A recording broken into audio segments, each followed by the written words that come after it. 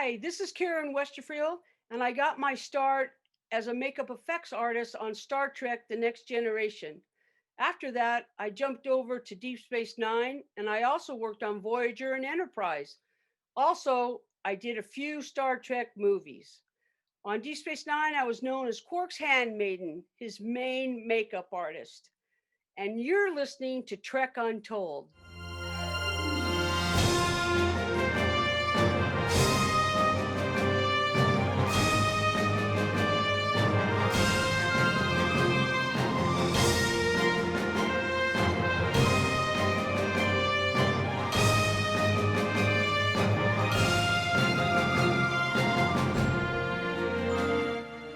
Hello and welcome to Trek Untold, the Star Trek podcast that goes beyond the stars. I'm your host, Matthew Kaplowitz. Every actor we've ever spoken to here on this show has had to spend some time in the makeup chair. The only thing unique for each of those performers was the amount of time they spent sitting in that chair. For folks who were lucky, or in some cases unlucky enough to be playing an alien on a Star Trek show, depending on how you want to look at that can mean spending a few hours just sitting in that chair being painted and having glue attached to your face. It's a very time-consuming process, and it is quite the artistic one as well. And today, we're speaking with one of the experts in that field, makeup artist Karen Westerfield. Karen is a multiple-time Emmy Award winner and nominee for Star Trek shows, as well as Alien Nation, The Enemy Within, and Lackawanna Blues. Her time in Star Trek began on the sixth motion picture and continued into The Next Generation, Deep Space Nine, Voyager, and Enterprise. And as you heard at the top of the show, she was also Quark's main makeup person.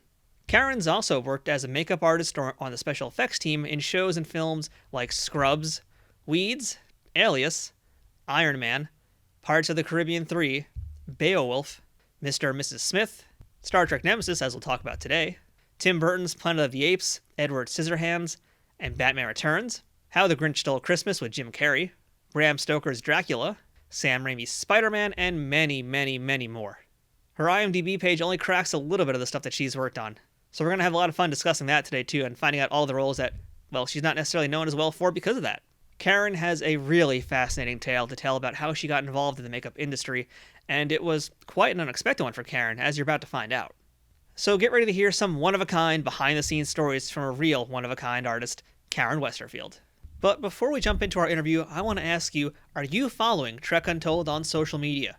It's the best way to keep up to date on who's going to be the next guest on Trek Untold and to learn all about the other cool things that are happening here. So if you're on Instagram, Facebook, or Twitter, go ahead and look up Trek Untold, all one word, and give us a follow and a like. If you'd like to help support the show monetarily, go ahead and check out teespring.com/stores/trekuntold to check out some of the merchandise we have available. This includes t-shirts, mugs, phone cases, sweatshirts, stickers, and a whole bunch more. So go ahead and check out teespring.com/stores/trekuntold. You can also support our show by visiting patreon.com/trekuntold. If you become a paid subscriber to Trek Untold, you'll get first access to the show and a chance to ask our guests questions on future episodes.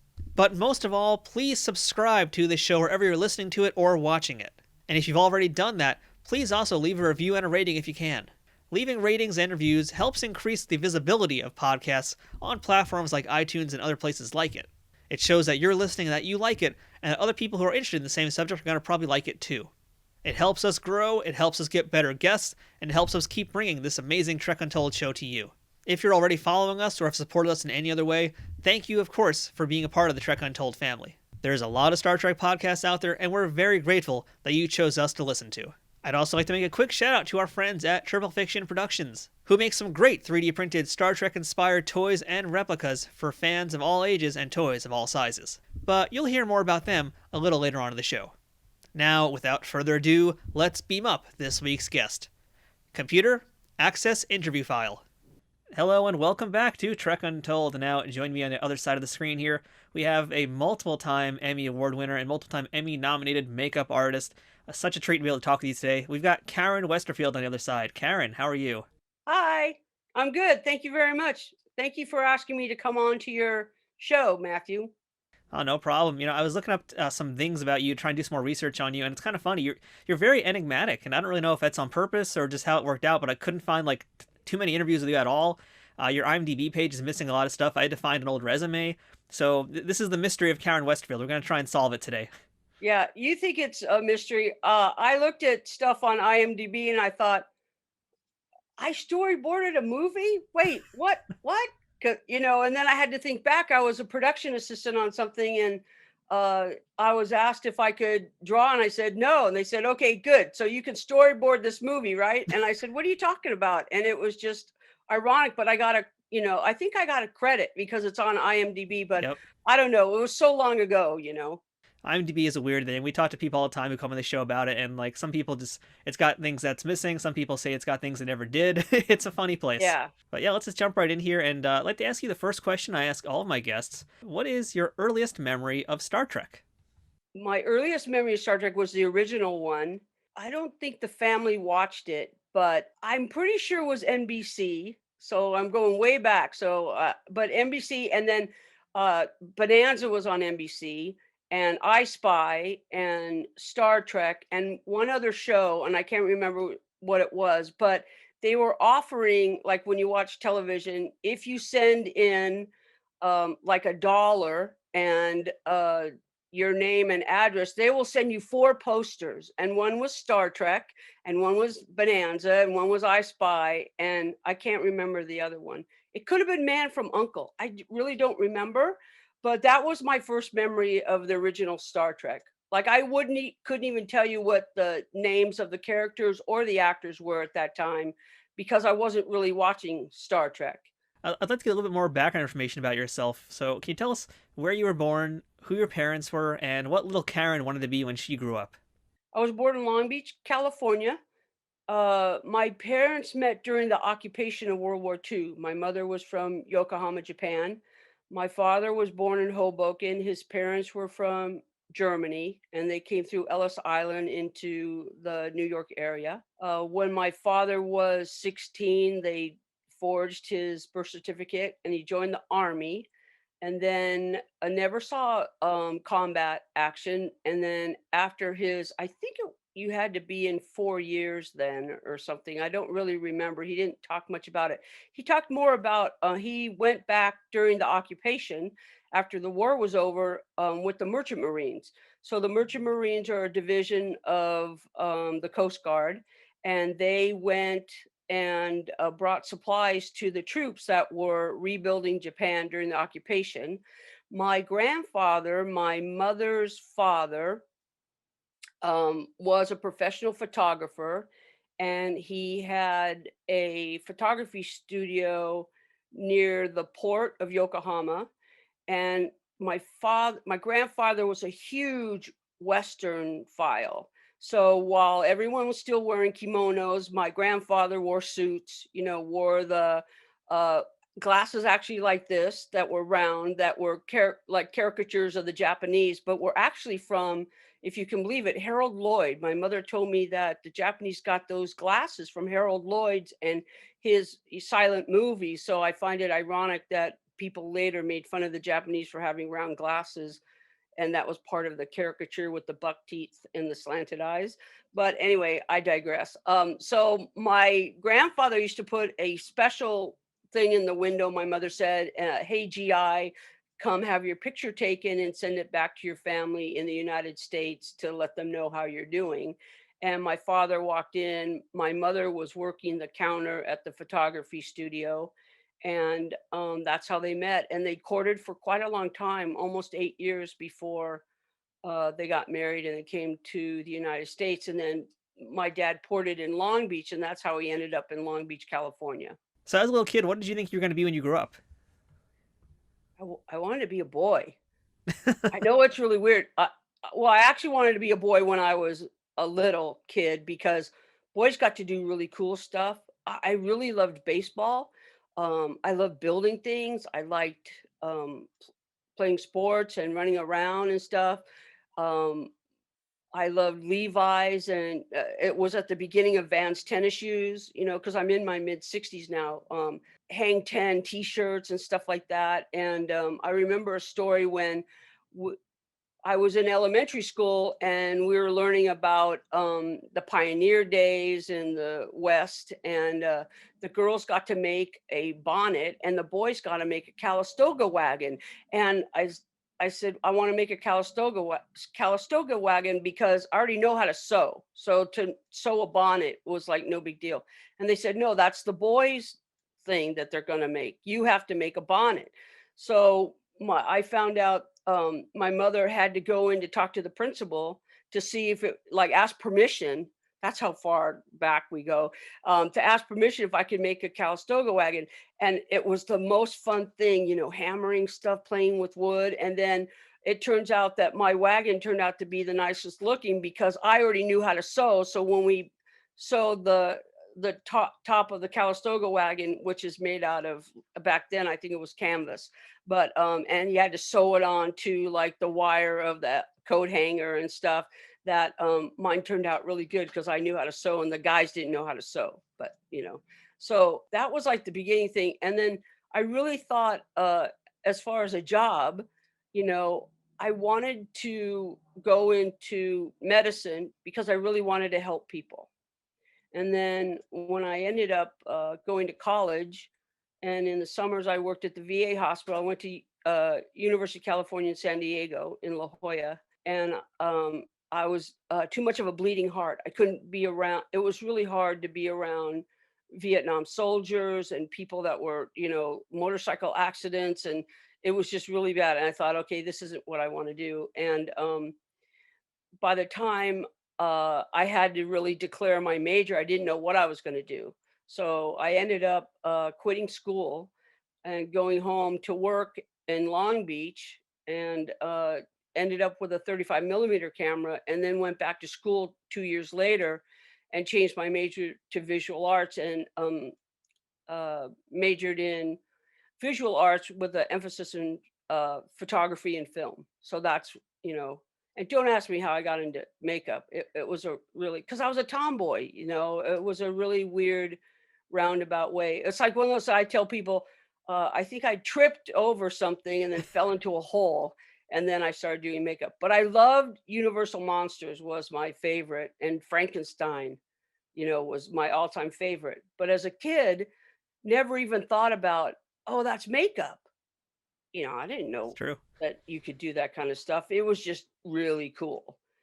Frankenstein, the Mummy, the Wolfman, Dracula. They were just Phantom of the Opera. Those were just awesome films. And but I never thought about, oh, there's such a thing as makeup effects. Makeup was always considered like girl makeup, women's makeup, and who knew that you could make a living doing that? You know? Yeah, I find it kind of interesting because we're talking about, early on as a child, you're kind of battling these gender norms, but they also kind of inform your decisions later on in life because, just to kind of take it back a little bit, when you talk about building that wagon, it just reminded me of this person who, I collect wrestling toys, wrestling Uh, action figures, and there's a lot of people who make custom things out there, like, custom championship belts, for example, and there's this person I'm buying from, and they make like the most amazing championship belts ever. They use like real leather and 3D printed plates. They're painted beautifully, and I just interviewed the person for my website, and I found out this person's a woman. I didn't realize this whole time, and it's like so interesting because it's just a whole different world, and you wouldn't expect that. But that's what you're kind of doing when you're breaking these gender norms. So I find that really cool that you were doing that at that young age, and you were getting to what's considered more masculine. And you're into films that might be considered more masculine also, but at the end of the day, you find yourself into an industry and a part of that industry that kind of combines all of those different things you liked and all those different parts of you together. right. And in the beginning, when I started doing makeup effects, there was only like maybe half a dozen women that were doing this. And the biggest thing was, wow, I can work and like wear t-shirts and jeans and tennis shoes and get dirty and get paid.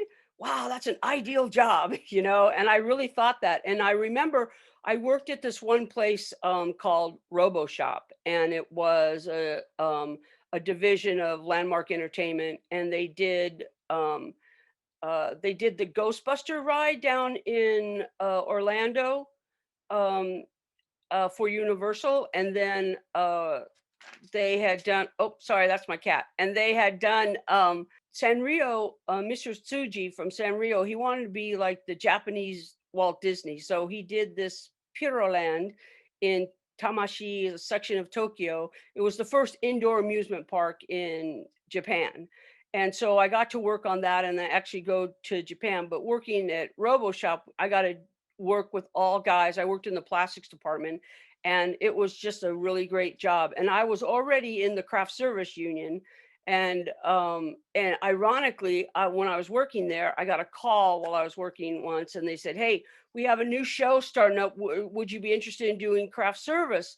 And I said, "No, I don't think so, because I'm working this. I'm trying to segue into the makeup union." And I said, "What's the show?" And they said, Seinfeld. And I said, "Who's that?" "Oh, Jerry Seinfeld. Yeah, he's a comedian." I said, "No, I don't think it's going to go. I don't think that show would last." So I didn't want to go on a pilot show and then like have no job back at RoboShop. So that was like one of my first big like errors in, deciding what I wanted to do. But it was okay, because everything that we decide to do along the way in our journey allows us to be here now, so I accept that as that's the way it goes. So And so you mentioned you were in craft service as well, so you kind of started out as a crafty more than just a makeup person in the beginning, right? right, I had, after I graduated from college, like all good um children, you go back home because you don't have a job yet. And I went back to Long Beach, and then took some classes at Long Beach City College. And one of them was, I think it was like a acting in front of the camera class, because I was interested in that kind of stuff, but more of the behind the scenes, like directing.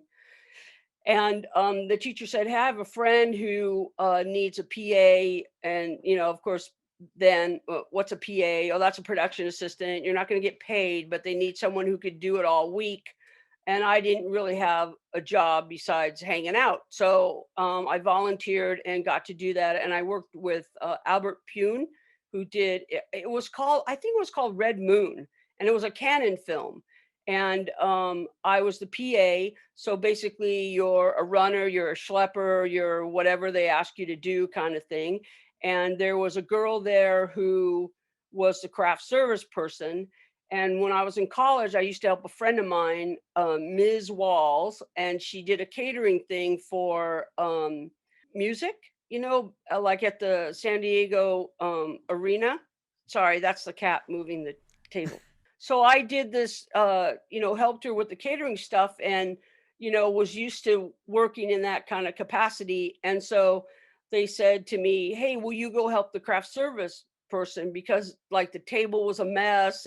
There was water everywhere from melting ice. And, it doesn't take an Einsteinian intellect to drain the water out of the ice chest and take a, rag and some cleaner and clean off the, and all this girl did was complain about how she went to film school and she could shoot this better than the director. She could light it better than the DP and all this stuff, but she got hired on as craft service. And I just went, okay, whatever. So long story short, I went on to their next project, and then I got a music video. And then I was shooting uh, at that time, it was called Laird Studio. So now I think it's Culver City Studios. And they asked that somebody asked about doing craft service on Alan Quartermain and the Lost City of Gold. And it was like pickup shots or something. It wasn't very long, it was like a month. And then someone came to that show and asked who did the craft service. And then I got hired on Masters of the Universe. Then Masters of the Universe flipped and became a union show because the budget was really big. And then I got in the craft service union from that. And then from there, uh, that was like 88 or something, Like 86. 87 or 88 would have been around Masters Yeah, Universe something like time. that. And then at the time, the producers had put money in for anyone in craft service could learn any other job, whether it was learning how to drive a truck, become a teamster, learning acting, video playback, camera, makeup, hair, anything like that. You pay for it up front. You successfully complete the course, that you give all the paperwork to contract services. They reimburse you, the producers, and then they had to let you in that specific union that you got trained in. And I honestly, the person who was the business agent at the time, he said no, but they said, too bad, it's already in the contract. It was part of the general business, contract. So So that's how I got in the union. I never had to do days. I'm the only one in our local who came in that way. But luckily, I because somebody asked me, "So did you know a lot?" And I said, "No, I really I really didn't."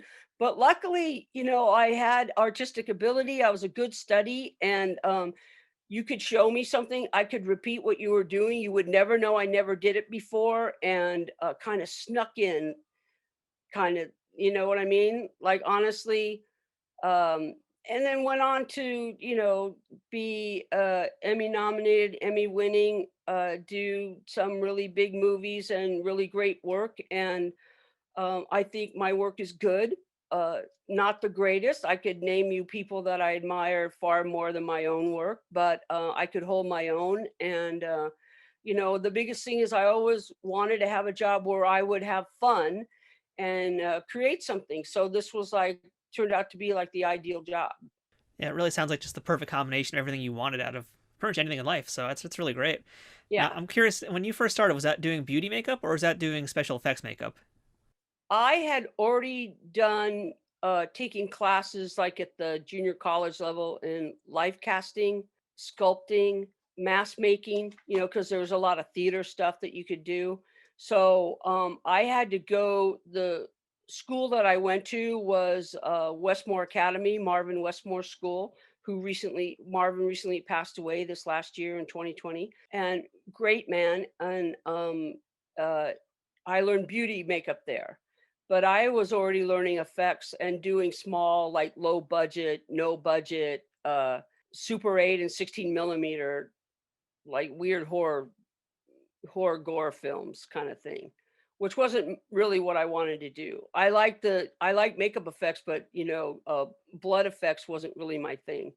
Even though I did work on RoboCop, I did you find that one? That would be a hard one. That I one was did not pickups listed. on RoboCop.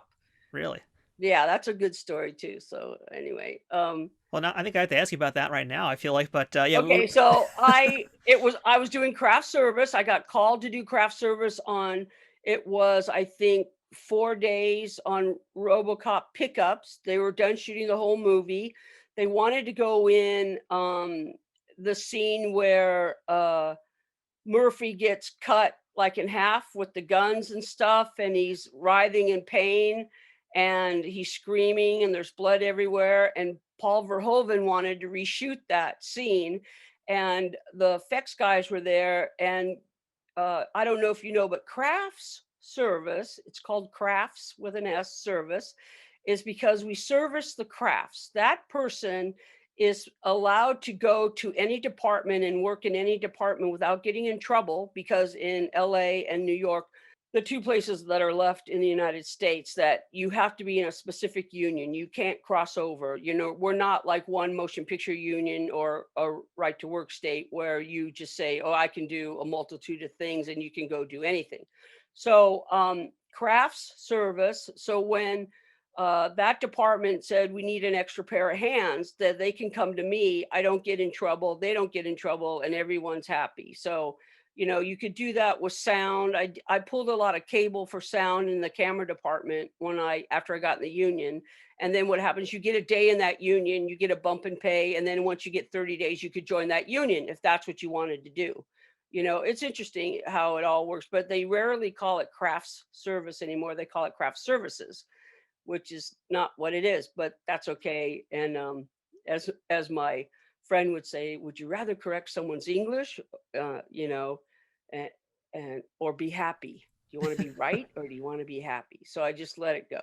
But anyway, so I'm on this Paul Verhoeven thing, RoboCop, and we're doing this blood effect. And of course, they have gallons and gallons of blood, and Paul Verhoeven is directing it. And it's like a close up and the fake dummy. And I think Rob Bottin did it.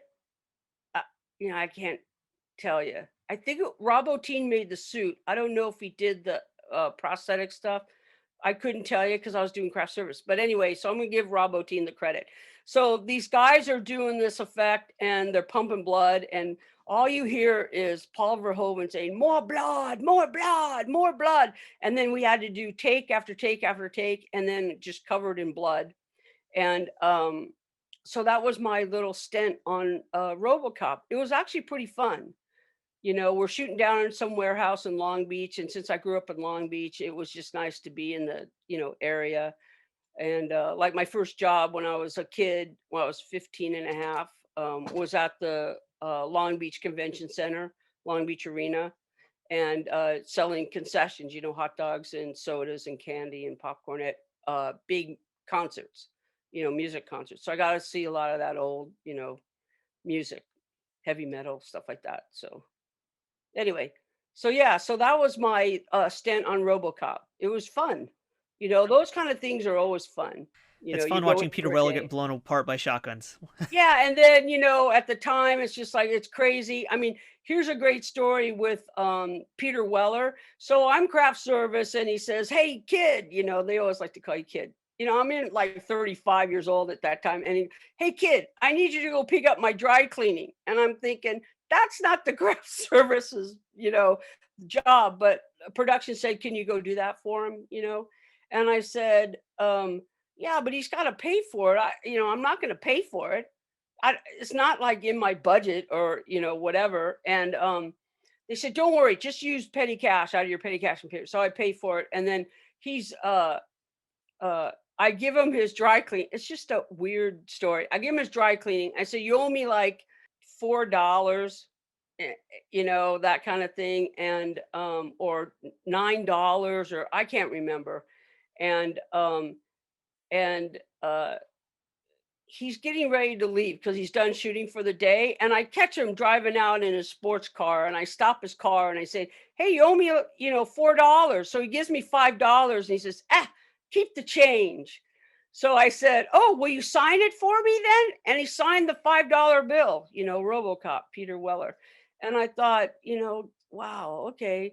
And I still have it today. It's a souvenir, but I just thought, what an arrogant, SOB that, that I should, you got the person who gets paid the least amount of money on a movie and you're asking them to go pick up your dry cleaning. But I didn't know much about films and how everything worked back then either. I was pretty new because craft service was, like after the production assistant part, craft service was the first, union job into the industry. So, Karen, I know you mentioned the Westmores a little while ago. We're going to talk about them in a little bit, but first, I want to talk about a few other movies that you worked on. And one that I want to talk about first is Edward Scissorhands, Tim Burton classic. Really great movie to this day, still holds up. Cult classic, big following. What was your job on Edward Scissorhands? Oh, I don't even know if I got credit. I don't think I got credit. How did you find out about that job? I found an old resume of yours, and I found it through that way. Oh, okay. All right. I did Because some digging. I've been digging deep to find stuff out about you. oh, that's great. I worked at RoboShop, was a division of Landmark Entertainment, and they got the contract to do the ice sculptures that are at the end of the Ah, movie. Because I was in the plastics department, it was me and three other guys. I mean, there was actually three, four, five, six. I think there was 8 of us in the department, but it was 4 of us. Myself, Tony Cope was my foreman, and Robert Spencer was his boss, and Mike Levitri was a sculptor who helped us do these ice sculptures. So they were done by a sculptor named I think it was Gunner, and it was green foam. And because he was a mold maker, he knew how to draft the green foam. So when it got parted out and made into, we had to make these giant plaster molds. And then from the plaster molds, we had to do these fiberglass plugs that then were put under a 4x8 sheet of butyrate clear plastic and vacuum formed. It was crazy.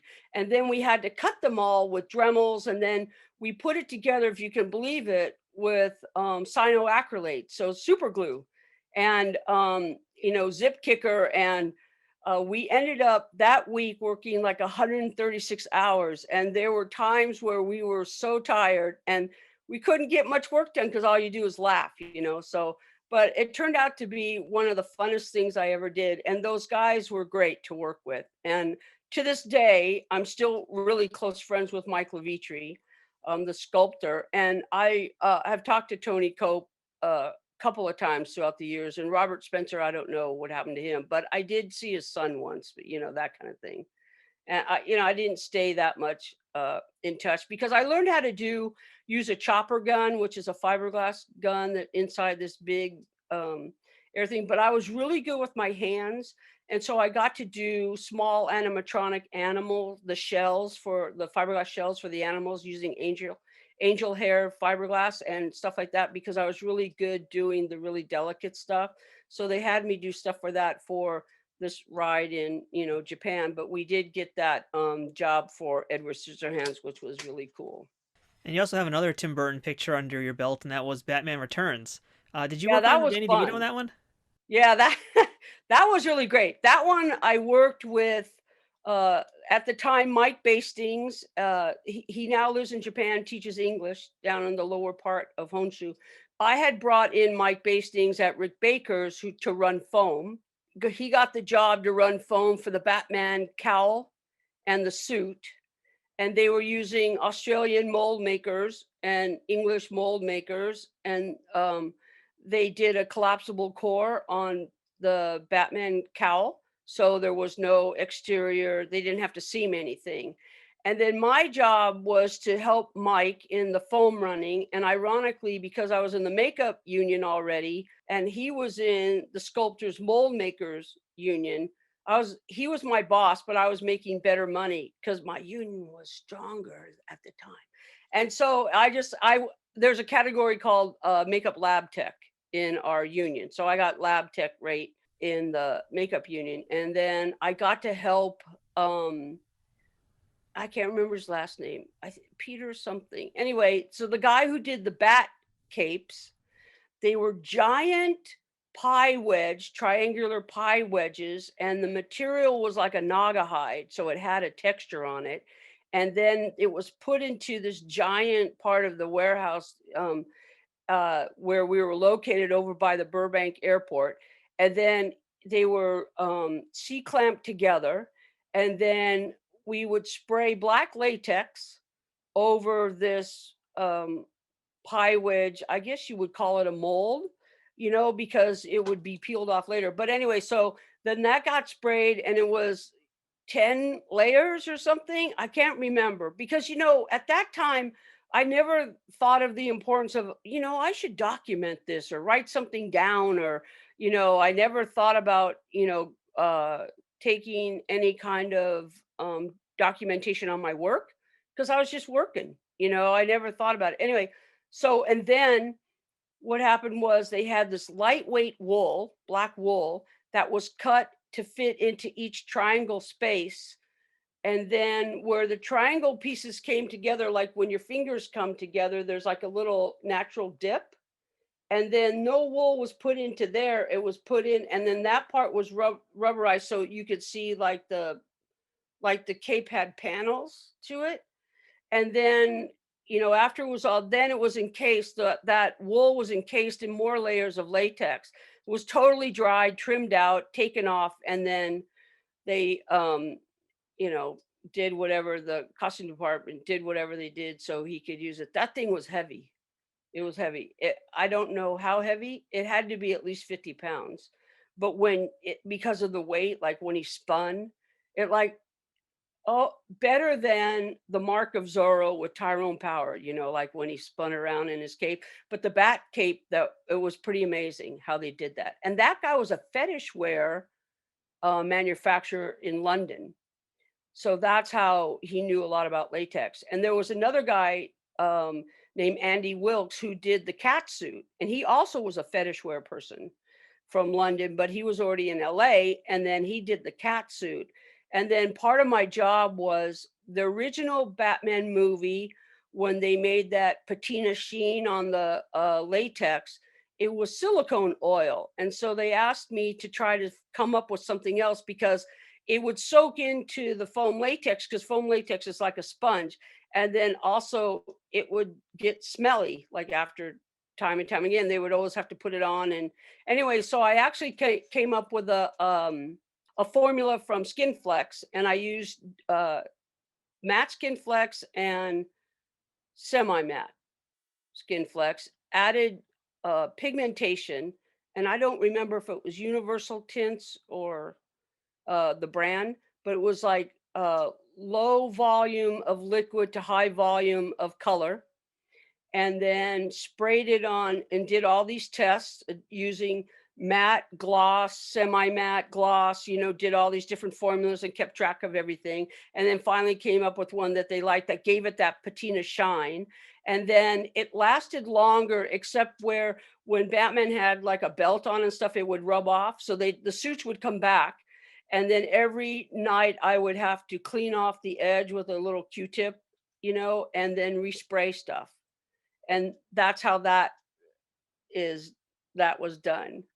And it's funny because people say, oh yeah, they used, I go, no, they didn't. Oh, how do you know? I said, because I was the one who did it. Just like the bat, the Catwoman cowl. Yep. It had to match her suit, and her suit was machine milled sheet latex, which is very shiny, and they used silicone oil to make it shiny. I had to match the head, which was foam latex. So you can imagine, it's like, okay, now match the sponge to this machine milled, shiny latex. And I did it. And the same thing, I used Skin Flex, but I used gloss and then did it a different way. But it made it, if you look at pictures, I was, like I look at pictures now and think, oh, how proud of myself I am that I was able to do that, because, it was all, R&D. It was a crapshoot. We didn't know. Nobody had done it before. So there was a lot of that. We also tried to do like silicone material for the penguin body. Really hard to do. It was hard to vacuum form like the shape and stuff, and then to use liquid silicone like breast implants. And we couldn't get any kind of formula or way to do it, because people in that business were thinking that you're going to steal their special formula. So we tried a long time to do it that way, and it didn't work out. So we went back to the traditional. They made a fat suit out of like beans and how they sewed it and stuff. And it worked really well for Danny DeVito as the Penguin. Trek Untold will return momentarily. Trek Untold is brought to you by Triple Fiction Productions. If you're a Star Trek cosplayer looking for props, or toy collector looking to spice up your shelves, Triple Fiction Productions has you covered. Triple Fiction Productions produces affordable and unique 3D printed Trek-inspired products from the original series, Next Generation, Deep Space Nine, Voyager, Enterprise, and the movies. You can expect the same amount of care and attention to detail in any of the items in their catalog, whether it's a prop replica for use in a fan film, or a part of a cosplay, or accessories and playsets for figures from Playmates, Migos, or Diamond Select. Own your very own tricorder or phaser rifle with working lights, the bridge of the Enterprise E for your Playmates figures, or any other item from countless species and ships from the Star Trek universe. All products are 3D printed in the USA and are constantly evolving and improving based on fan feedback. To learn more about their products, visit them at triple-fictionproductions.net or on Facebook at facebook.com/triplefictionproductions. Triple Fiction Productions, taking Star Trek where no 3D printer has gone before. Hi, I'm Armin Shimerman. And I'm Kitty Swink.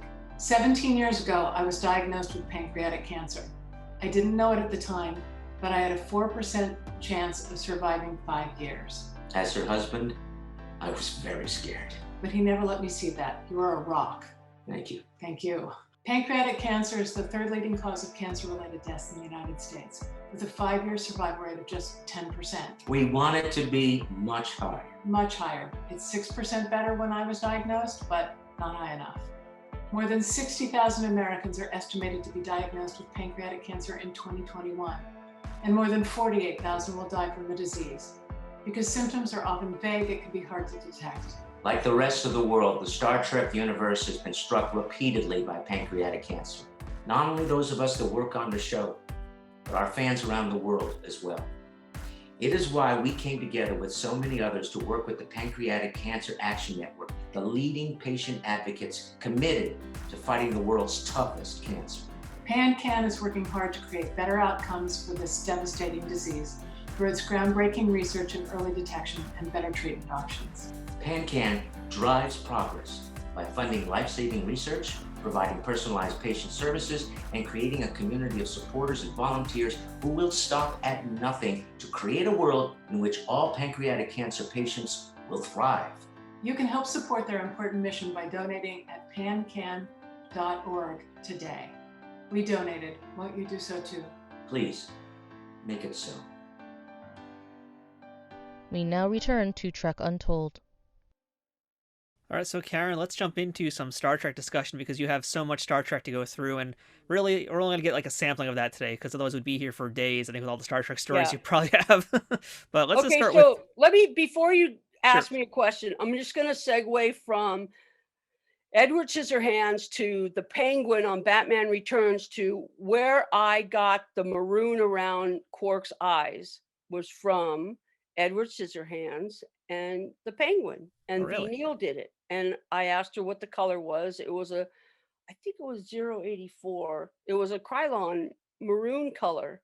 And that's what I used on Armin, and only Armin, as he was the only Ferengi who had that. Everybody else had brown, dark brown, but Armin's was maroon, and then I would feather it out. But that's where I got the idea of using that, because Armin has gray blue eyes, and it would pop his eyes out, that dark maroon color. And plus it was set back, because of the cowl, how the head was sculpted. But I just wanted to throw that in because people ask, how did you get that color? And he goes, I don't know, and I don't know if Mike Westmore's ever answered the question, but I know that's what I did, because he gave me leeway as far as I had to keep the Ferengi coloring and how it looked, but I could change something to make him more distinct than anybody else. But everything else, like he didn't have that skirt on the back of his head, because originally Ferengis were a warrior. I think they were warrior tribe. Well, they had a tattoo on their front right lobe, if that's right. Anyway, so that was from Next Generation. And then when it came to Deep Space Nine, Armin, who played Quark, became, he's a capitalist and he owns the bar on Deep Space Nine. So they changed how the Ferengis were. They weren't, really in the service, that kind of thing. So it's kind of funny that you mentioned Armin's eyes, and this is the perfect segue into Star Trek discussion. Is we spoke to Armin a while back, and we even actually I think addressed this as well. We addressed some of the costume things, and we also, I think, talked about his eyes. But that's something that people always come to, is how his eyes always looked very sympathetic, and that made Quark be that much more human, more so than being like an alien character. So that was really very much thanks to you and the makeup team. More, I mean, not to take away anything from Armin's acting skills, but that's very much part of what you guys did, the makeup team, to make that happen. Right, and then like I said, I was not really a Star Trek watcher, like a fan. You have to realize that, yes, it was cool, but it was still my job. I read the scripts. I never really watched the show. It's so bizarre. It wasn't only until later that I watched the show or watched the movies, because I know people they gasp. Oh, I was not a big sci-fi person. I had a hard time with Fahrenheit 451 and, with, 1984 and George Orwell, and then, War of the Worlds and, that kind of stuff. And even when it went into the closest I got to the closest I got to sci-fi that I loved was Twilight Zone, because it was clever, really clever. And then, it was more believable. There was like the human element in Twilight Zone that I didn't see a lot. But I did like Gene Roddenberry's vision of Star Trek for the future, that there would be, people would live in harmony. There'd be really no war or anything going on, but it makes for bad stories when everyone gets along. You have to have some kind of conflict and some kind of resolution. But if we all get along, people wouldn't really they want to see something happen. They have to see something happen, even if everyone gets along, but then you just, kill everybody else that's involved and that kind of thing. So anyway, so go on. Sorry, I just went off into a tangent. That happens. So your first time on Star Trek, was that actually Star Trek 6, The Undiscovered Country? No, Next Generation. It was Next Gen. Next Gen came My first. Okay, I was curious because those two first came day very in the close together. Union. Yeah. I had met Michael Westmore on Masters of the Universe, and because I did craft service, they would ask me for some kind of supplies that they needed that were things I could get at the grocery store, like baggies or aluminum foil or whatever. And I was already sculpting and doing some stuff, and I asked him, could I show you pictures of my work? I had taken photographs, and he goes, yeah, sure. So he gave me feedback on my sculpting. He said, nice, but this is too smooth, this is too rough, and there's no transition between the two. So you have to realize that you can't just go, it's very jarring on the eye. Like your mind goes smooth, smooth, smooth, rough terrain kind of thing. So he says you have to transition where it goes from smooth to it gets slightly a little rough and then go into the real rough part. So it was very interesting. And he said, I told him I wanted to become a makeup effects artist. He says, well, let me know when you're in and I'll give you a job, whatever I'm working on at the time. So I said, okay. So by the time I made it to get in the union and call him, he let me come down to the set and not go in the set, but I would come to the makeup trailer and he would help me with my facial hair work. And I got to practice while I was on the Paramount lot, which I thought was really nice of him. And then he showed me how to float off facial hair, like set it, iron it, set it, and then you spray it, and then you float it off with acetone or alcohol, depending if you're by yourself or you're in fresh air or whatever. And then he would actually use it on the show, which I thought was pretty cool. Well, later you weren't really supposed to do that. But for me, as someone coming in that's pretty new, I mean, I was already in the union. It wasn't like I wasn't in the union, but I wasn't being hired on the show, And then it was like one of the last days of Next Generation. And he called me in to do a background Klingon. And I first of all, I didn't know what a Klingon was. I'd never seen Next Generation.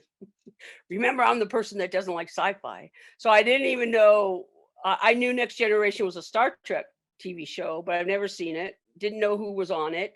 I didn't know what Klingons looked like. And so when I got there, it just so happens people that worked on Masters of the Universe were working on the show, specifically June Haymore Westmore, ended up marrying Monty Westmore.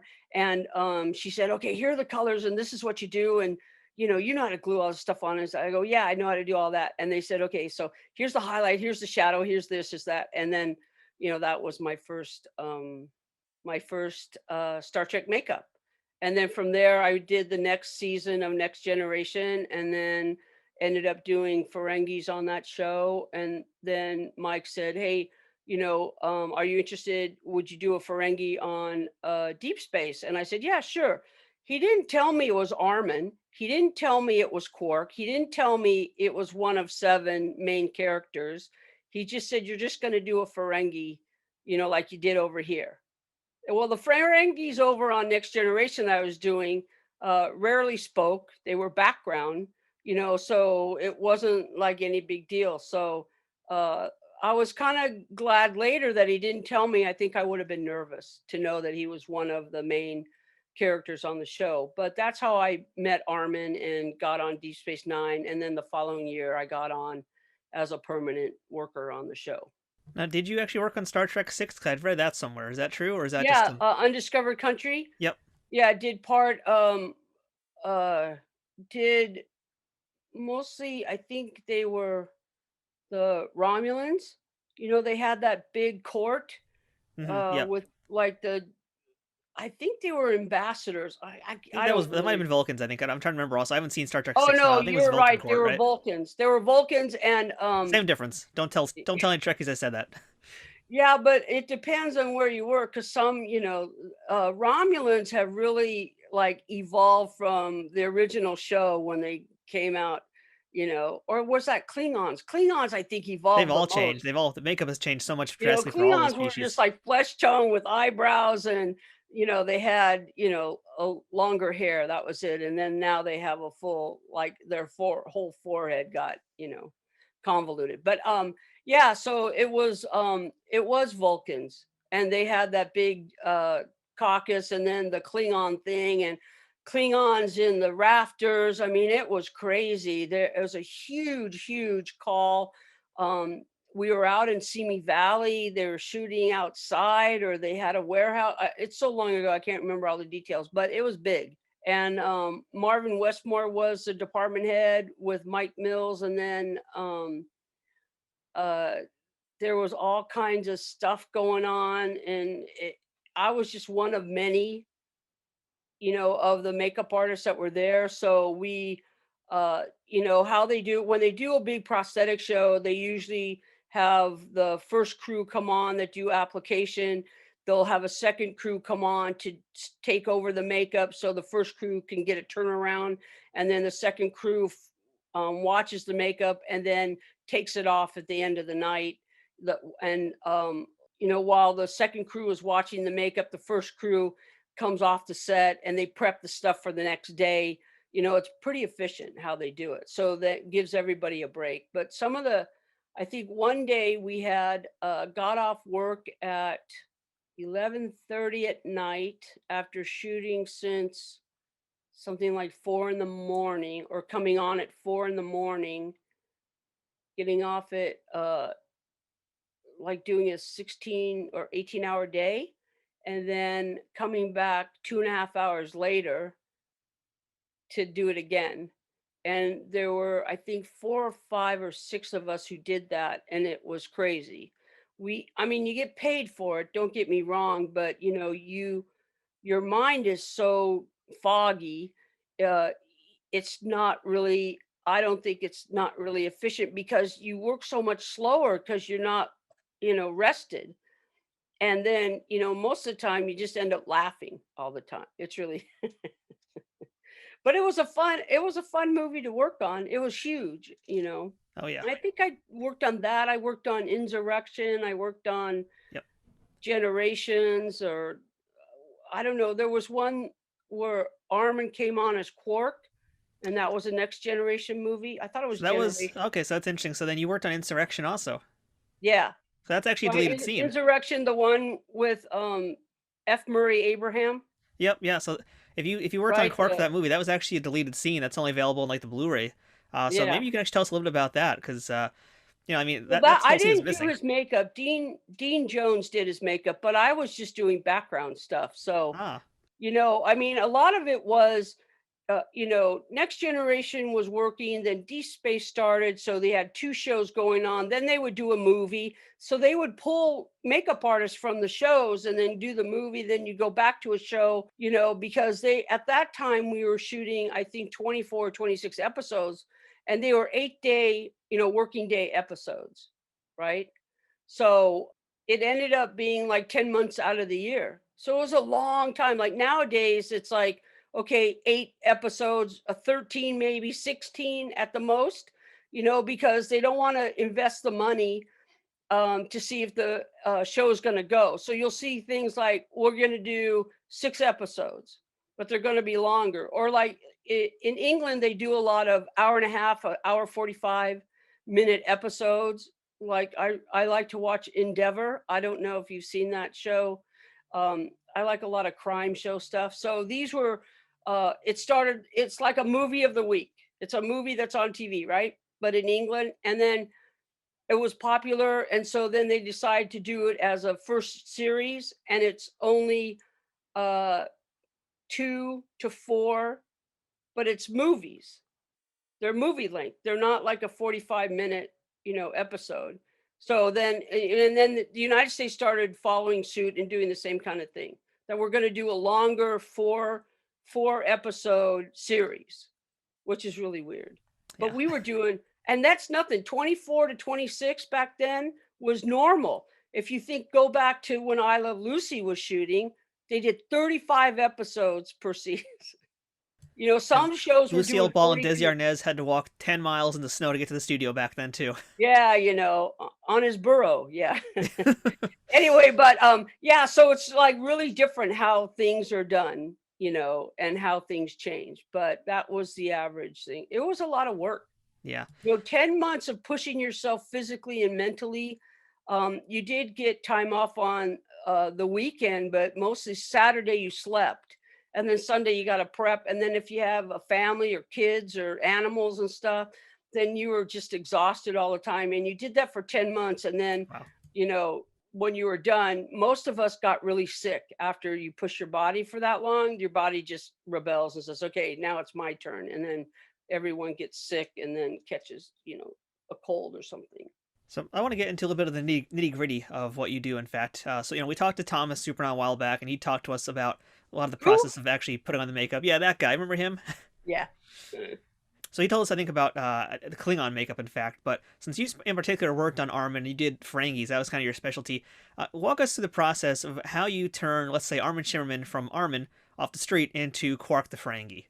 Okay. Ferengis were not my specialty. I'd done 2 before I did Armin. So I guess nowadays maybe that is a specialty. But back then I just thought, because Mike Westmore just said, hey, would you like to do a Ferengi makeup? Yeah, sure. Like I'm going to say no, So he had his own headpiece and his own, we called it the wing piece. It looks like a bat, the nose with the 2 cheeks connected. So like the cowl came over the eyebrows and came down this way. His ears were inside. They sculpted it where they like the original Ferengi heads had no ear pockets. So the ears were pushed down and those guys had to be in that for all day long and their ears were quite sore. So when Armin told me when he got the job, he asked for ear pockets to be sculpted in, right? And then it comes down the side of the neck. His was longer. It had gone down the neck and below the collar line because he didn't have the back. They called it a skirt. I don't know what the technical term was, but they always called it the Ferengi skirt. And usually that material matched the costume of the Ferengi that was wearing it. And Armin didn't have that. He was the only one who didn't have that particular clothing on his head. And when we first started, it took about 8 hours to prep the head. And then, you always get faster, but to do the makeup was 3 hours when we started. He would get the head part was put on first and then the wing face part. And then it's all glued down and then you start the painting process. The head is pre-painted because it's been prepped, and any kind of like foam latex anomaly was fixed or any little hole was filled in, the seam line was filled in. And then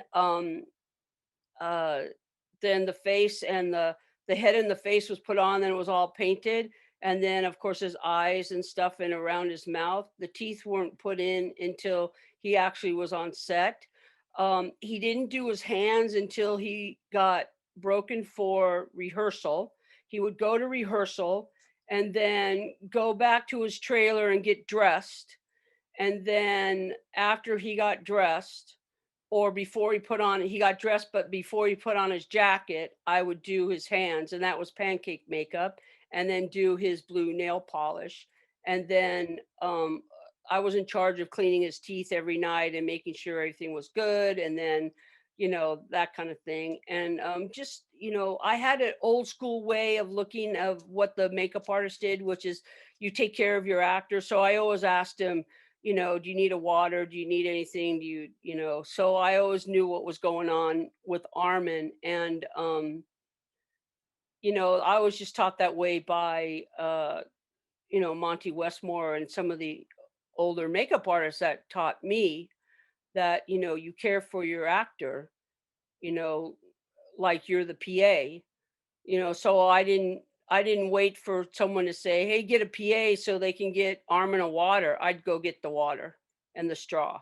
I'd always carry straws with me in my kit. napkins, stuff like that, whatever you need, paper towels. And then that was about it. So it took about 3 hours to put on, and it took between half an hour to 45 minutes to take it off.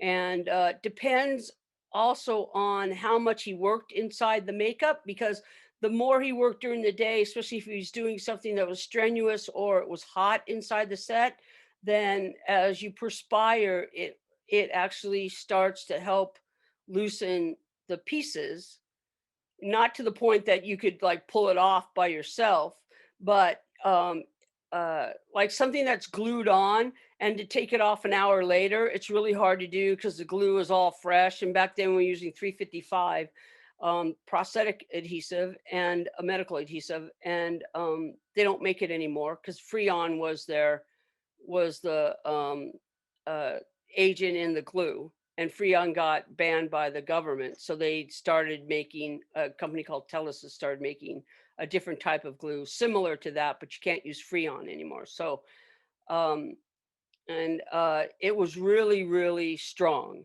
because it's medical adhesive. It's for, people that, let's say you have to wear a prosthetic arm because your arm it didn't grow, that it was a congenital thing, or you had an accident and your forearm was cut off and you had a prosthetic arm. So you could use this glue, also prosade glue, which is, they called medical glue type B in the industry. And that was a contact glue. So you get one side full of glue, and then you get the arm full of glue, you let it dry, and then you stick it together. It's like contact cement, kind of thing. And people could go swimming in it, take a shower in it, and it wouldn't come off. That's the kind of stuff we used for stunt guys that we knew they were going to sweat a lot, or they had to go into water. I mean, there was all different reasons why you would use different glues, but Armin's was pretty good, and he was pretty patient, and he had the best attitude. He's probably my favorite actor I've ever worked with, because he just had such a great attitude about stuff, and he would say, they own my ass for 8 days. So as far as I'm concerned, if I work, I work. If I don't, I don't. I can read things, take a nap, or do whatever. And he just had a really wonderful attitude about everything. And then I think only one time he was cranky, and that's because he had a really bad head cold. So you can imagine having a head cold and then putting that, prosthetic on your head and then gluing all in, and it just feels like your head's in a vice. And he goes, "I'm so sorry. I don't feel well." I go, "I understand. It's no big deal. It's just the way it goes, But he was great. He's always been great. He's always been great to me. And everyone who's ever met him always comes back and says, "Oh yeah, Armin speaks very highly of you, and he's such a nice man, and he's very always up and positive about life and things." And Star Trek allowed him to travel all over the world, allowed him to buy a home, got to do all kinds of stuff that he wouldn't have done if he wasn't on that show for 7 years. I think that's kind of the perfect connection to this next story I'd like to ask you about, because we actually spoke to Armin a few months ago as well, and I asked him about this too. So now I'm excited to get your take, your side of the story, if you will. So I remember back when Deep Space Nine first came on the air, you guys went and did the Regis Kathie Lee show, and Armin went, and he went first as Quark, and then he returned later on in the show as Armin Shimerman. So I'd love to hear the story about being on Regis and Kathie Lee. Okay, so did he tell you how it happened? He might have told us a little about that, but let's just take it from the top. Okay, so there was a publicity company that did the publicity for the show, and I was talking to this young lady, and I can't remember her name, and she was just talking about appearances in general, like going to go on it. So this is the first year we were together, and I said, what if Armin did a talk show where he comes out as Quark at the top of the show, and then they interview him or talk to him, and then he leaves the show, and then I take off all his makeup, and then he comes back as Armin Shimerman at the end of the show. And she said, "Oh, that's a great idea." And I said, "Yeah, so that way wherever we go, I can go on a trip." because that's what I'm thinking. I'm not thinking about, like anyone's career or anything. So she says, well, they didn't call them showrunners back then. The manager, the stage manager of the show of Regis and Kathie Lee, she said, I think he's a huge Star Trek fan, especially Deep Space Nine. And one of his favorite characters is Quark. And I said, okay, so that's the guy you got to pitch this idea to. Well, anyway, so as the story goes that I remember, because I don't know what Armin remembers, but because it's all about me, you see. So anyway, the guy says yes, and then we do that. So we go, and Armin was so nice. He had a first class seat. I had a coach seat. He told me he didn't like to fly, and he usually sleeps the whole way, to New York. And he gave me his first class seat. So I got to sit back then. This is pre 911. I mean, 9/11, and they didn't care. The stewardesses were really nice. I got to sit in first class, flying to New York, and he sat in coach. And because of the anonymity of being in that prosthetic, no one knew who he was. No, it was the first year of the show. Uh, Someone could possibly recognize his voice, but most people didn't. He said that was one of his favorite things about being Quark, is that he could go anywhere and wouldn't be like bombarded by fans, that he could have a nice dinner with his wife going out on the town or something, and he could stay anonymous. So we went on Regis and Kathie Lee, and that happened. And then Regis was really nice. And I think he was the one who called me out to come on the show and actually come out and talk about the makeup a little bit. I was shocked at that. Wasn't expecting it, so I was like, not. I was fairly flustered, I remember, but it was a great time. And then my cousins and my uncle, they lived in New Jersey, so I got them tickets to come on the show, so I got to see them. So my whole purpose was to go to New York, because I wanted to go to New York, that kind of thing.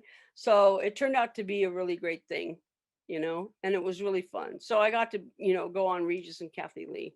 So Armin told us that really the big thing was the fact that you guys were able to actually get that makeup off in an hour. And he said, as cool as a thing that was to see on TV, you guys also were basically kind of rushing the process. And by the end of it, he was super woozy. So do you remember what it was like, basically getting him as Armin and then getting him out of the Quark makeup? Yeah, because he was woozy from the amount of alcohol we had to use. Like I said before, when you go into any kind of prosthetic makeup like that, and to get the pieces off, we use medical alcohol. So even though there's like a little fan, the fumes make you all like kind of spinny. We don't usually. You can use a type of oil and this other material called isopropyl myristate as a remover, but it ruins the piece. So we try to save the head. At that time, they for a television show, they wouldn't do a new head every time he worked, but they would do a new face, because it was easier to do a new face. But yeah, so we had to get the makeup off as soon as possible. And of course, I diluted the glue a lot, but it wasn't still. He had it on less than 30 minutes, and we had to take it all off. So that's why it was really hard. So that's the part he remembers. And I have to agree, that was, I remember all the fumes, and then it's really weird, because when you do makeup effects, you use certain chemicals and things, or you might pull someone's skin, the actor's skin, or, any little anomaly like that. And you're always apologizing. Oh, sorry. And I used to laugh, like, the whole time you're working on someone, especially when you're removing the makeup. If you remove makeup off a woman's face, and we have that fine follicular hair, because men shave, right? So women don't. They have these tiny, tiny, tiny, tiny, small hairs. And when you pull that, when you're trying to get the prosthetic piece off, it's extremely painful, and you're constantly apologizing. So it's interesting. So, Karen, for the rest of this interview, I wanted to focus on a few of the Star Trek episodes that you either were nominated for or won Emmy Award. And the one we're going to start with here is from Next Generation and had a lot of makeup. And that was The Cost of Living. This is actually an Alexander Roshenko and Loxana Troy centric episode, which is crazy to say. But yeah, what do you remember about The Cost of Living? So the biggest thing about Cost of Living that I remember are the mud baths and all the different characters in there. And I remember Majel being in the mud baths. I remember Worf's son, Brian, and I can't remember his last name either, him being in the mud baths. These two characters called the Arguers were in there. It was a man and woman. They were the same race, and all they did was argue with each other. And I did one of those makeups.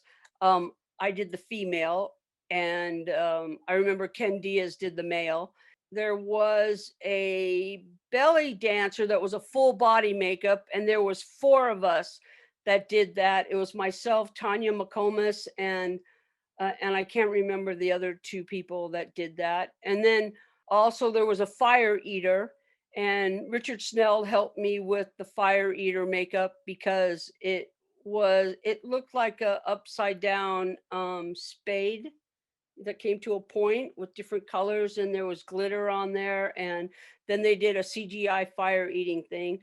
And then a guy with a big beard that I knew they did out of yak here, and I can't remember who did that makeup, but there was a lot of different makeups on there and different variety. So I know that was like one of the main things why it won an Emmy, because it just wasn't all Klingons, all Vulcans. Well, and plus you had all the staff makeup artists, Mike Westmore, and I think at the time Jerry Quist and June Haymore Westmore and Gil Moscow. They were all like regular staff makeup artists on the show, and they were doing all their characters. Like June did Deanna Troy's makeup and did a beautiful job on Marina. And then she also did Patrick Stewart. And then, I'm like the added makeup artists like everybody else were coming on, and we're doing all the background prosthetic stuff and any kind of weird thing that the regular crew can't do everyone on every show. So that's how we always get involved. And I remember it was weird. I was at like the local mall, and Mike Westmore was there.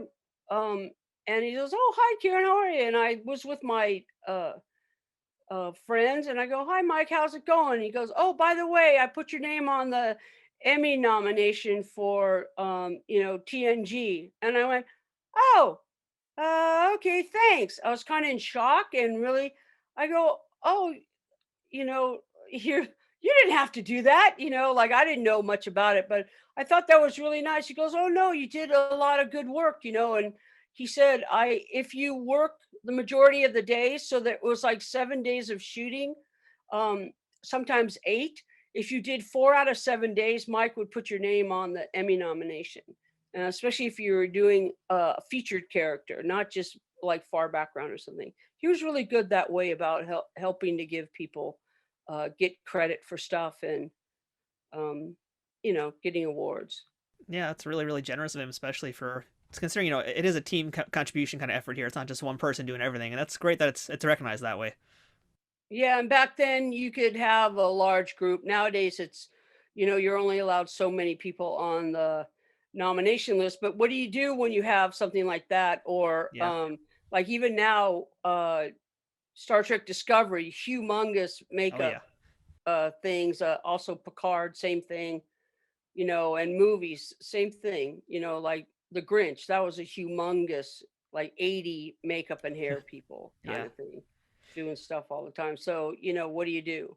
Well, it's just the way it goes. And like I said before, and I'll reiterate it all the time, it's a job. You're not supposed to be, well, supposedly, you're not doing it for the glory. I'm a worker who's helping somebody else.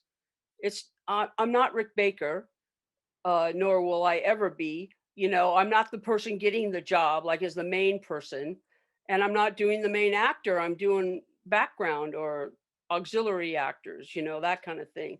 So, I'm happy, my pay is good. It's great to be noticed and get an accolade for your work, especially from your peers. That's pretty fantastic. But, the pay is what, we do it for. I mean, if we did it because we just love it and would do it, for the art of it, and there's no pay, then I think we'd have to have our heads examined because it's a lot of hard work, and you actually have to learn something. You have this uh, expertise. Some people call it a trade or whatever you want to call it, but it's not just me raking the yard kind of thing. But I thought of it as a job, Yeah. especially after I had my daughter. I really thought of it as a job, you know, more so before my life and my career and everything who I thought I was tied up into that makeup effects thing. So after I had my daughter Allison and saw, you know, how fantastic it was to be able to create this human being, everything else goes to the wayside. It's really weird. I can't explain it more than that, but um, things were not as important as they were before. Like having a family became more important. So let's jump into another episode that you did. This was your first DS9 award and nomination, and that was for the season 1 episode Captive Pursuit, which is all about O'Brien befriending Tosk the alien. What did you do in that episode? Did you work on Tosk?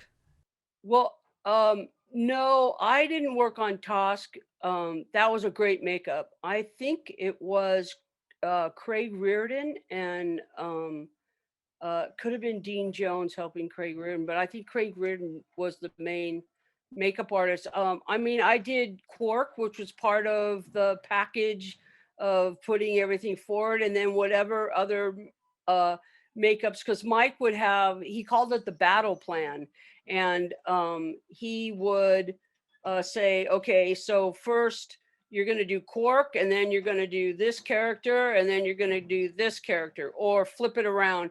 Quark doesn't come in till tomorrow, so today you're going to do this character and this character. And then he would basically tell us, how he wanted us or who he wanted us to work on and how to get things done and be more efficient because he had done it for so long, and that was the Westmore battle plan. So because I was already part of like the main makeup artist, that I was put on that ticket the first season because I was doing one of the main characters who happened to be Quark. You also were part of the team that got nominated and won for Distant Voices, which was the Alexander Siddig centric episode, which had a lot of old age makeup. Was that the same kind of thing where you were working on Armin and then you were just kind of like part of that group? Yeah, I didn't do any of the old age stuff. I think Alexander Siddig, which is funny to say because I didn't meet him as Alexander Siddig. I met him as Siddig El Fadil, which I still call him Siddig. But I think his makeup was done by Scott Wheeler. But it was the same kind of thing. We had all these other characters, plus Quark was a central character in that episode. So it became like I got on that nomination. And the Next Generation one honestly was the most exciting, but it was really exciting to be a part of Captive Pursuit. And then the Emmys were right after I had my daughter. And it was not as exciting as the previous two Emmys. And since I had my daughter, it was really strange, in the sense that I just had a baby at the end of June and the end of August, June, July. It's like 2 months. Yeah, June, July, August. 2 months later, I'm at the Emmys, but it was like, oh, okay. So yes, it's exciting, but wasn't exciting as just giving birth to this human being thing person, So that Emmy award wasn't as fun or exciting as the first two. The first one, of course, your first time ever doing anything is always very thrilling. And then the first time for Deep Space Nine was really great, because that was Quark. And it's from the way it sounds, Quark was basically like your favorite person to work with in the makeup chair. So I'm kind of curious, of all the folks you worked with, whether it was guest stars or other people on the show, who were maybe some of the folks who just really did not enjoy the makeup process? that didn't enjoy it. Yeah. The only person, I have to tell you, stunt men don't like to get on prosthetic makeup that I know of. And Dennis Matalone, who was the stunt coordinator, he would say, "Can't you heat up that glue?" Because it was cold, because it had Freon, this liquid in it, and it was ice cold. And if in the morning you're in early and stuff, and you know, and I thought it was funny because he would squirm a lot in the chair, like, like, you need to sit still because we can get this in your eyes or whatever. And most actors were really good about sitting still because that's what they do, and following direction because that's what they do, and really didn't have much of a problem with actors getting the makeups on. I mean, if you were Bajoran, you got this little nose thing, compared to a Cardassian who had a forehead and had cheeks and then had jowls and had ears and had, shoulder pieces. And it was a pretty lengthy makeup. And then you had to pax out everything and then paint everything so on their regular skin. And then they had to have a wig. And so you had to make sure that the pieces covered their own hairline. And then, there was a lot of steps to try to turn them into these characters. It wasn't just like, we're going to do a pullover Halloween mask and, you're Freddy Krueger kind of thing. So it was a lot. One of my favorite, though, was Guldicott. For whatever reason, his regular makeup couldn't do his makeup. So Westmore asked me to do his makeup, and I said, sure. So I remember him, and forgive me, Mark, if this embarrasses you, but I remember him coming in, and I'm there, and I have all the pieces, everything's prepped, and he comes in the trailer, and he looks around, and he just sees me, and he said, "Are you doing my makeup?" And I said, "Yep." And he said, he's looking around, um, "Have you done it before?" And I said, because I'm a smart ass, I said, No, I've never done it before. Maybe you can like talk me through it." And he went, "Hey, wait a minute, like, I'm not going to be under, have you do my makeup." I said, "No, I've done it before, but I don't think you have to be, too afraid. I've done a lot of prosthetic work." And this was already after, working on Next Generation, winning the Emmy and all that stuff, and being on Star Trek for a long time. I just never had done his makeup. So after I was finished, he said, "Wow, you did a really good job." I said, "Oh, thank you." And it was like he was shocked. But and then he told me he thought I did, one of the best jobs he's ever seen is Guldicott, because I did a lot of detail.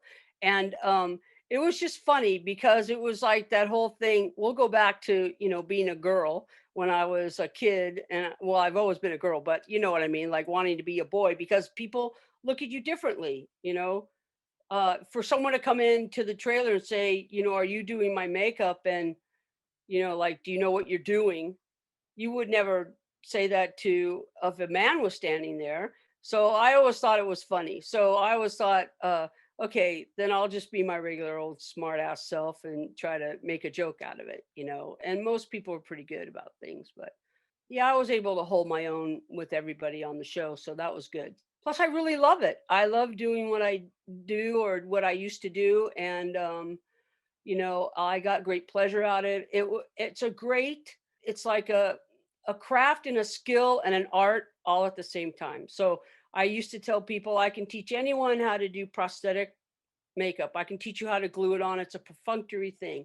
That's the part that's easy, gluing it on, knowing how to finesse it, knowing how to fit it, because most of these pieces they're generic. You have to do a whole head cast, face cast, or whatever of an actor and make individual pieces that are made specifically for that actor, for it to fit perfectly, right? So most of the stuff we do is generic.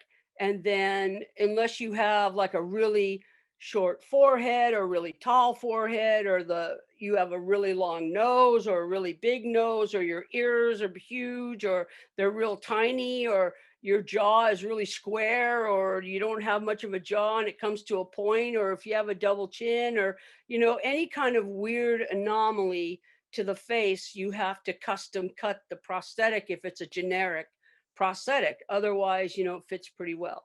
So, most prosthetic pieces that you come across, they fit 90 to 95% of the population out there.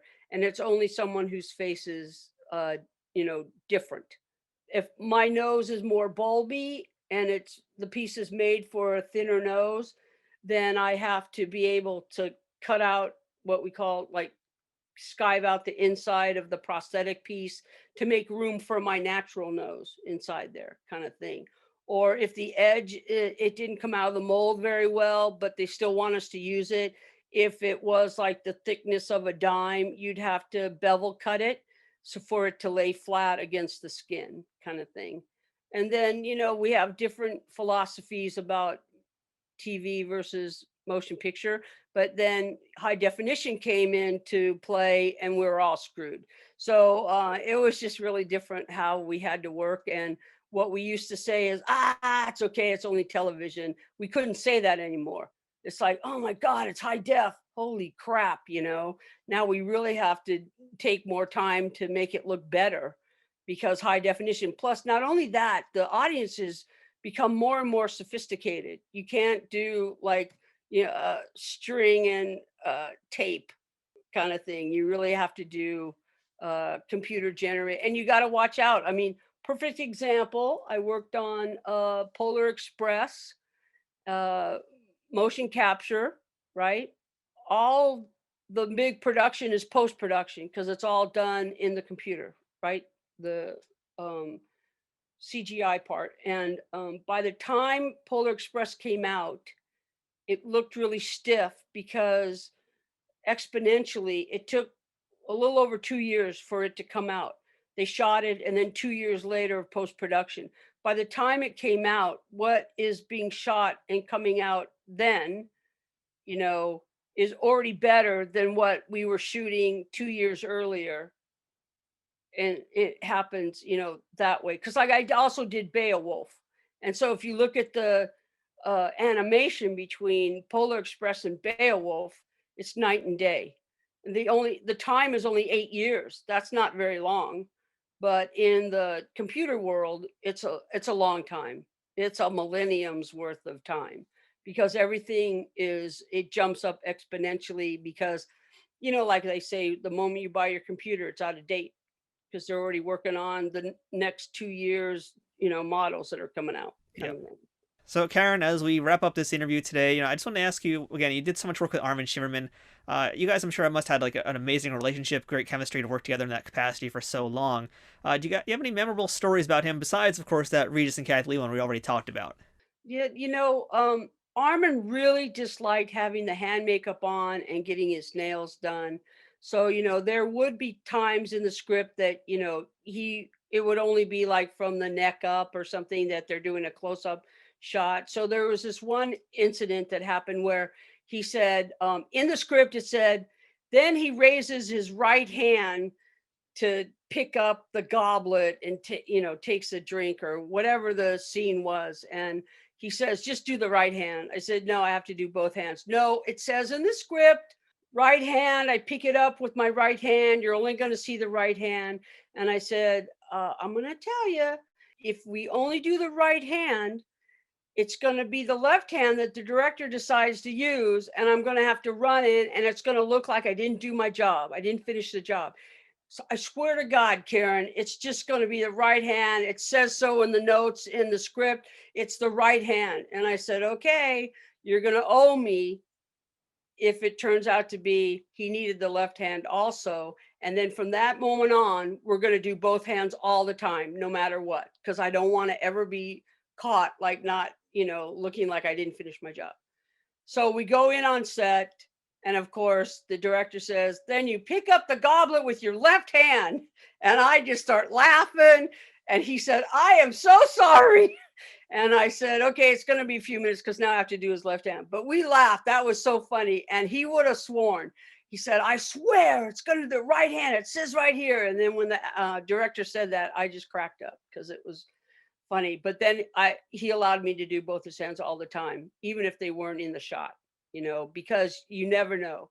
Because things change all the time once that you're on the set, and then the director wants to do whatever he wants to do. So that was a good story. I loved working with Armin. I missed him. I didn't see him for a very long time, and then I saw him again a couple years ago.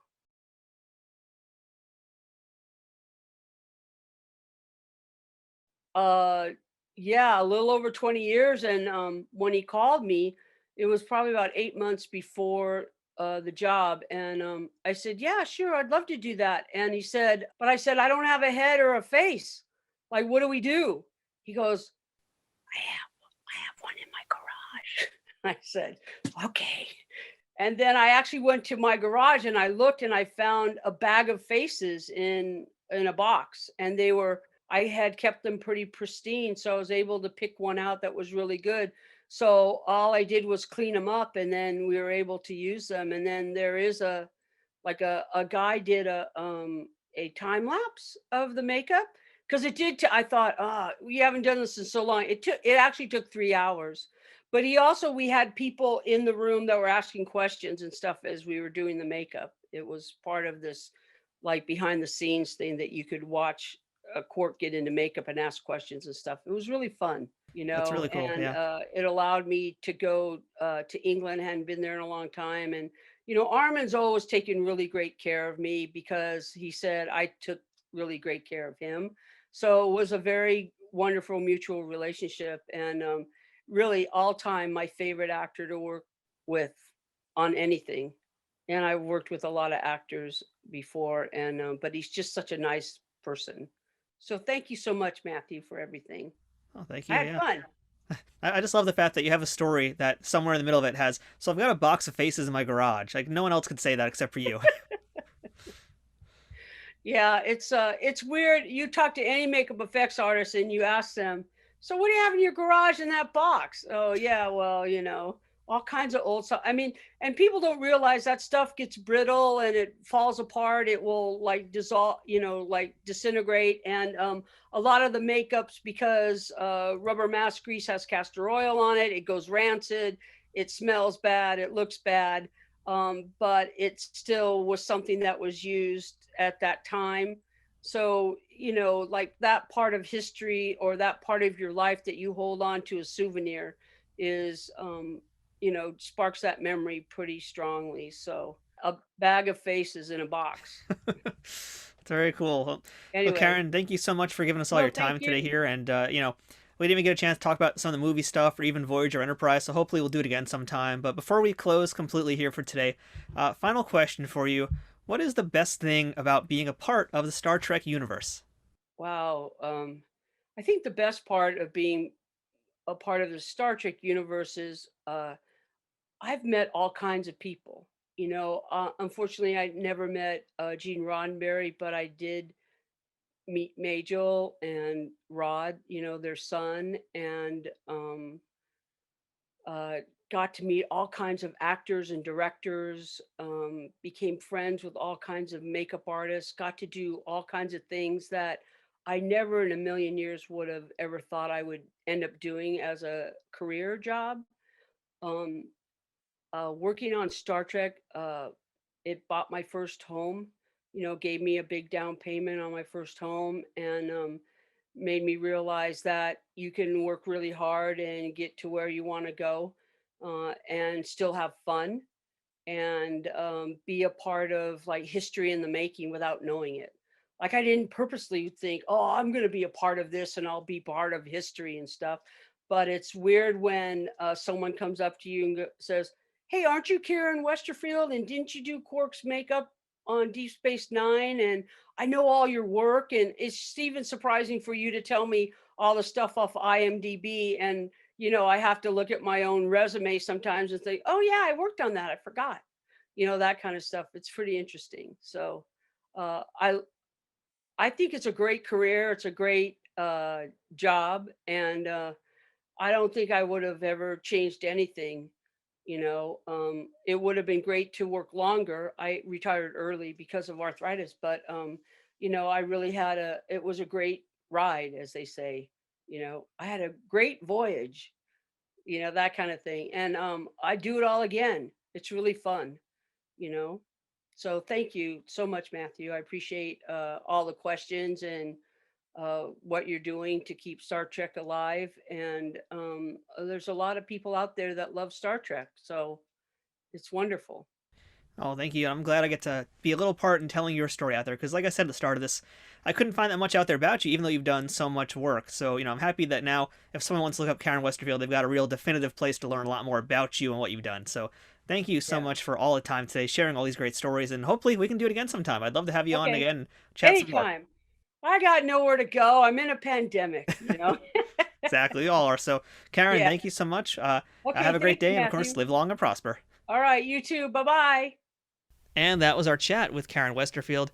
She was, of course, a lot of fun, and I think I need to get her and Thomas back together for a future episode. What do you guys think? On this episode, and really almost every episode where the makeup application is discussed in depth, we spoke about Michael Westmore. Michael was the makeup designer, artist, and supervisor across all of the second wave of Star Trek shows, as well as the TNG movies. He was nominated for 24 Emmys, winning 5 of them during his time working on the series, equating to at least 1 nomination per year that Star Trek was in production during that era. He's also been nominated 4 times for an Oscar, winning once in 1985 for his work on Mask. While Michael's career in makeup began in 1961 at Universal Studios, his family began all the way back in 1917, when his grandfather George started the first makeup department in Hollywood at the Selig Polyscope Company. Before then, actors applied their own makeup, and George set out to change that. Makeup continued to be a family affair as all 6 of George's sons went into the industry, and then many of his grandsons, including Michael, followed in his footsteps. The Westmore family story is epic, to say the least, but that's truly going to be a tale for another day. So that wraps up this week's episode of Trek Untold. Thank you so much for checking it out this week. Please make sure that you're following us on Instagram, Twitter, and Facebook, all at Trek Untold. That's one word, no spaces, at Trek Untold. It's the best way to get updates on guests, check out all the memes and other things that we're posting, and interact with myself and other Star Trek fans. If you'd like to support this podcast, go ahead and check out patreon.com/TrekUntold and become a subscriber to the show. Or check out teespring.com/stores/TrekUntold to check out some of our merchandise. If you've been enjoying Trek Untold, please leave us a rating and review on iTunes or wherever you're listening to podcasts. And if you're on YouTube, please give the video a thumbs up and subscribe to our channel, youtube.com/nerdnewstoday. Leaving ratings, reviews, and comments are things that all help this podcast grow, and they'll cost you nothing but a few seconds of your time. Doing things like that, or even telling your friends or other Star Trek fans about the stuff you've heard on the show and making sure they know about us, are huge helps to keeping Trek Untold growing. Thank you once again to our sponsor, Triple Fiction Productions. Go ahead and check them out at triple-fictionproductions.net. If you'd like to send us some feedback about this episode, suggest a guest, or ask to be booked on the show, go ahead and send me an email at trekuntold@gmail.com. And of course, thanks to listeners like you for choosing Trek Untold and making it your weekly Star Trek podcast. This has been Trek Untold. I'm Matthew Kaplowitz, and until next time, fortune favors the bold. Trek Untold is sponsored by TrekSphere.com, promoting fan-produced Star Trek content in all forms, is powered by the RageWorks podcasting network, and is affiliated with Nerd News Today.